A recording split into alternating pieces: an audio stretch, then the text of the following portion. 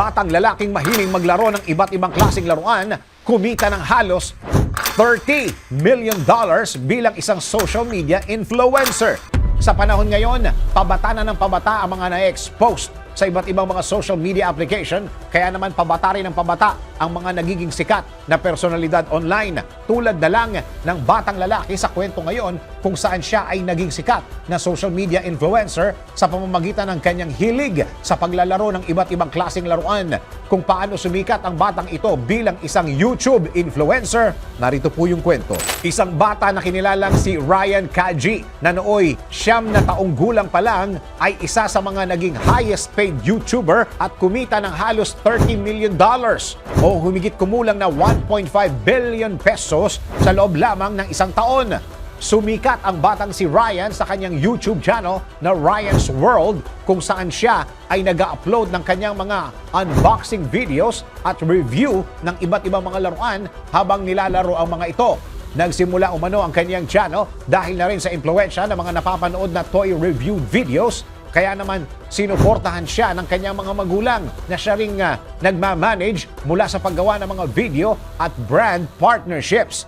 Mula nga noon ay lumago na ang kanyang online presence at meron ng mahigit 40 million subscribers at nagkaroon ng bilyon-bilyong views mula sa kanyang mga videos. Bukod sa YouTube, kumikita rin umano ang batang si Ryan sa pamamagitan ng merchandise items na may tatak ng kanyang channel at nagkaroon din ng sariling television show sa isang international TV network.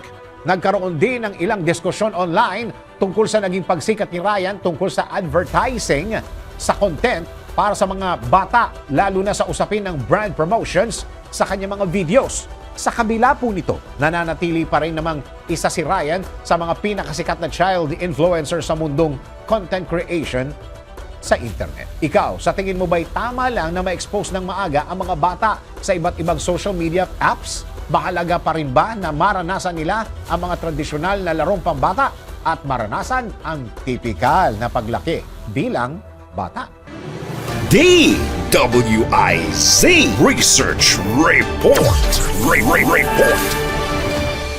Thank you for watching. Tuloy lang ang panonood at pakikinig ng tamang balita sa DWIZ News, DWIZ News FM Regional, DWIZ News TV, Aliw Channel 23, nationwide. Mag-follow, like, subscribe at i-share ang aming mga social media accounts.